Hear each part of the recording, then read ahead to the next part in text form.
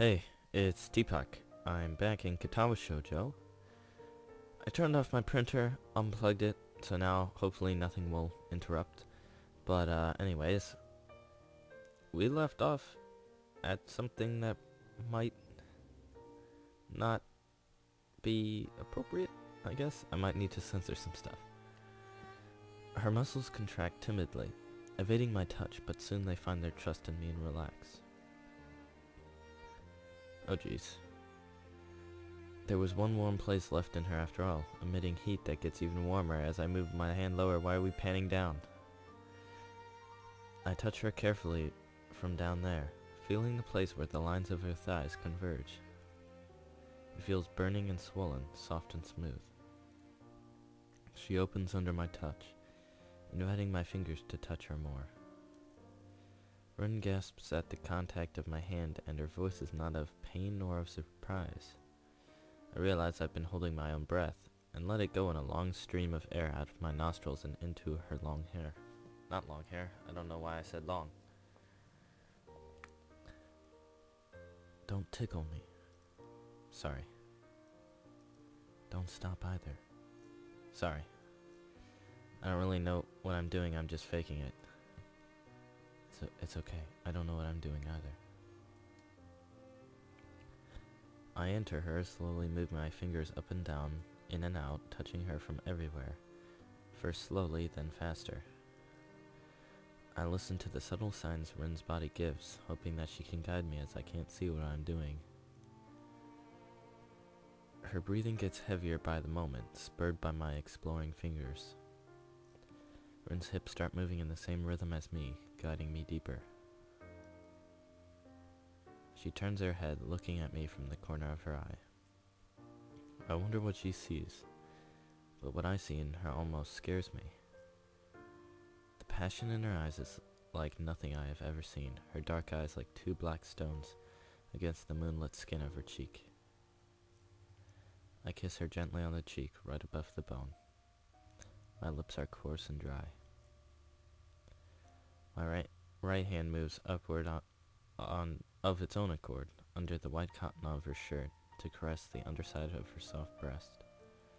Sweat gleams on her skin, making it slippery under my hands.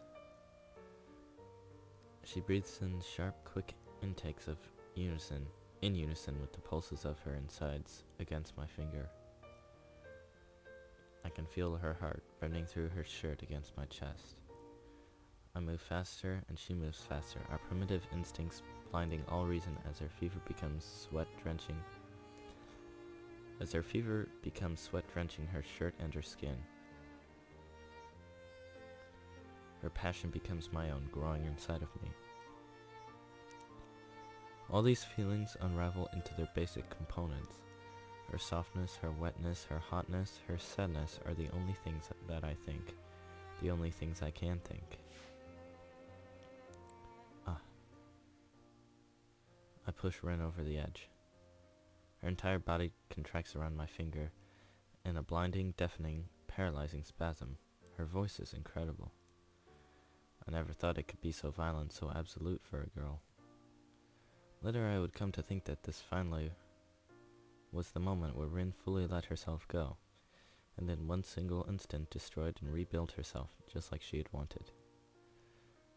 Whether it's the truth or not, I couldn't say, but that's how I felt.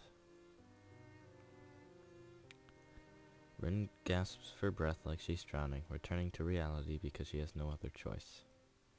Her entire body is still in the throes of the slowly dying moment. Pearls of sweat glisten on her forehead.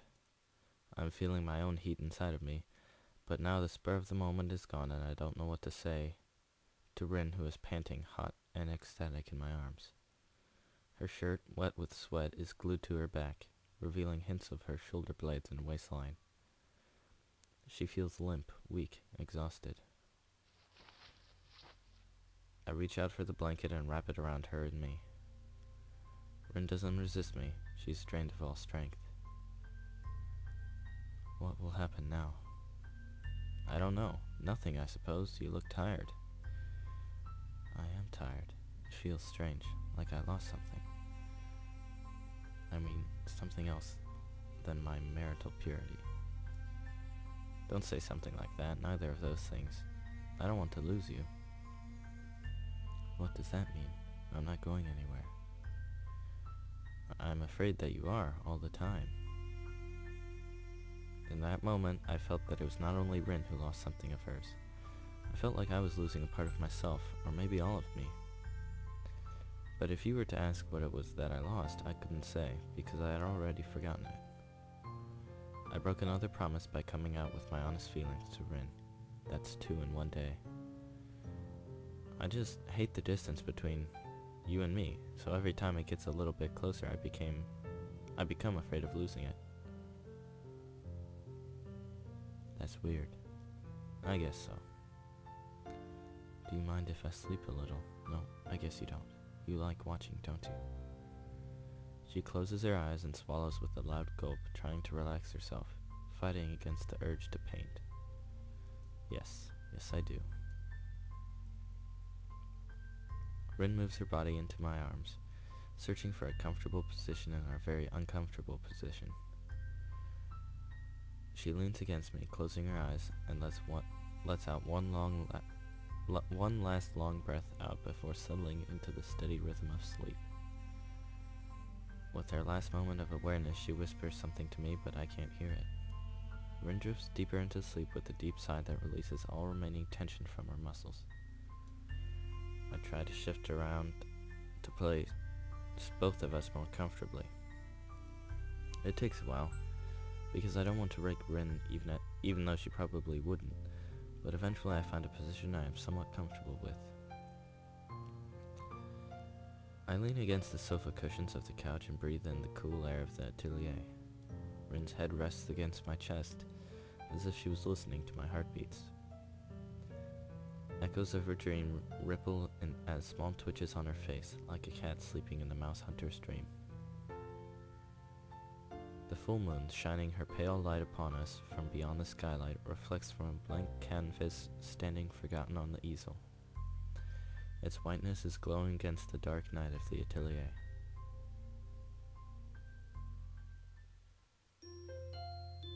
Okay, that was a exciting endeavor, I guess.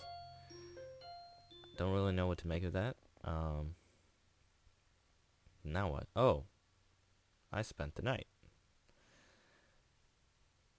Through the grogginess of a freshly awakened mind, I can observe my surroundings only one thing at a time. The morning light shining from the skylight is bright and sky-colored. It reflects from the white walls and the colorful posters and paintings. I hope nobody at school realized that I spent the night here. They didn't find out last time, so I am feeling confident about my chances.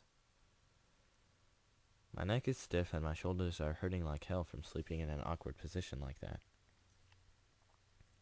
I can't even remember when I fell asleep, only the full moon and Rin warm against me. I can't remember her waking up either, leaving my side. However, she has. Rin is standing in the middle of the atelier, looking as if she was lost. She's not looking at anything I can see, not doing anything, just standing there. She's managed to dress up a little by herself, a strange thing. I thought that at least would have been impossible without hands. I get up and walk to her, patting her on her shoulder to get her attention. Hey. She flinches at the contact. I've never seen Rin flinch. Rin looks a bit panicky, a bit anxious, a bit defensive. It's as if she was a completely different person last night. Perhaps she was. My heart drops straight down to my stomach, full of liquid nitrogen.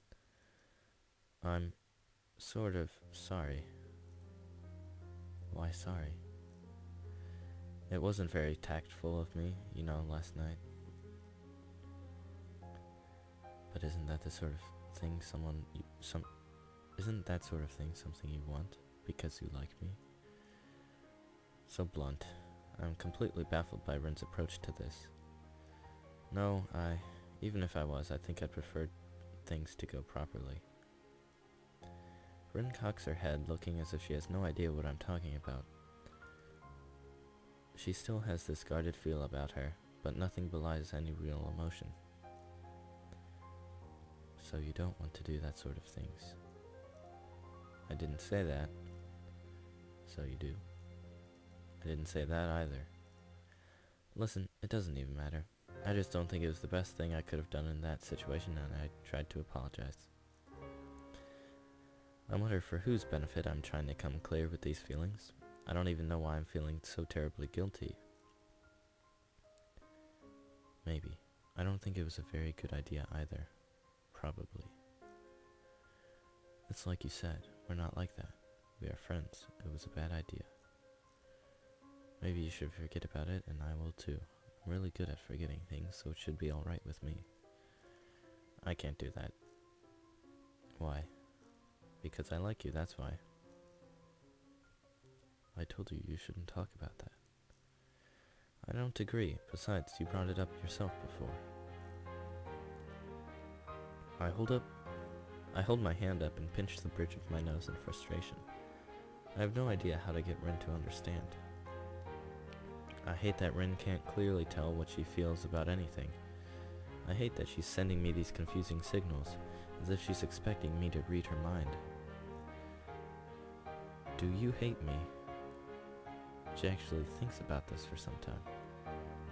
I don't hate anything. I don't think I'm a hateful person. Then what am I to you? Help me understand. Try to sound as reasonable as I can, but I don't know if it will help. Rationally thinking, this is the only way to get her to understand my point of view. Problem is, rationality never was a thing for Rin. It doesn't restrict her like it restricts me. It's not her driving force. It doesn't make her behave like a normal person. I can't. The same answer. I feel so powerless. I feel frustrated. Why? I don't think you'd understand. I'm not sure if I do. Oh, jeez. I'm definitely saving. Save. Save there. Yes. Okay. Now, I need to understand would be somewhat forward. It doesn't matter. That seems like possibly the wrong thing. But then again, it's also Rin. It could be like, it doesn't matter. No, I don't know. Never mind. Forget that. Then explain seems a bit rude. I'm gonna do, I need to understand. I need to understand why. I'm not going to give up, you know. Rin's shoulders slump and she frowns. I know. I do want to be there for you, but I can't do that unless I know how.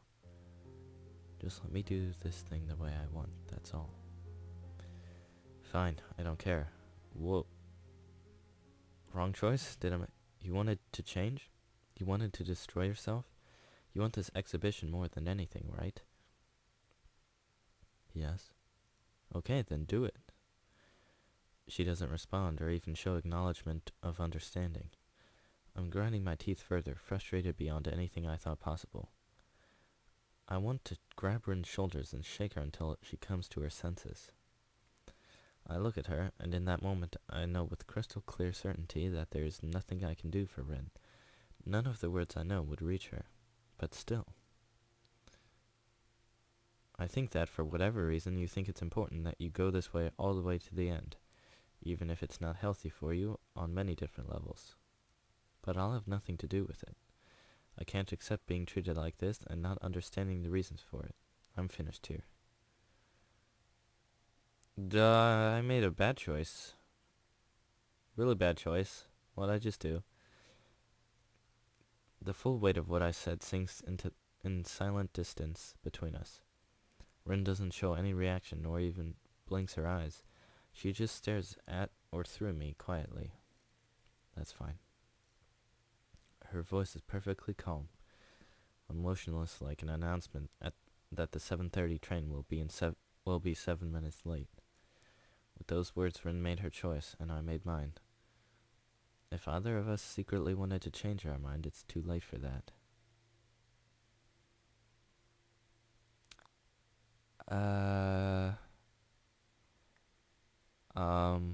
I take a hard, long look at Rin, hoping that it conveys my feelings. Did I? Without knowing whether it does or not, I leave the atelier for the last time, feeling empty and anxious like so many times before. That was bad, wasn't it? That was bad. I feel that was bad. Uh-oh. New act. Oh, maybe it wasn't so bad. Act 4, Dream.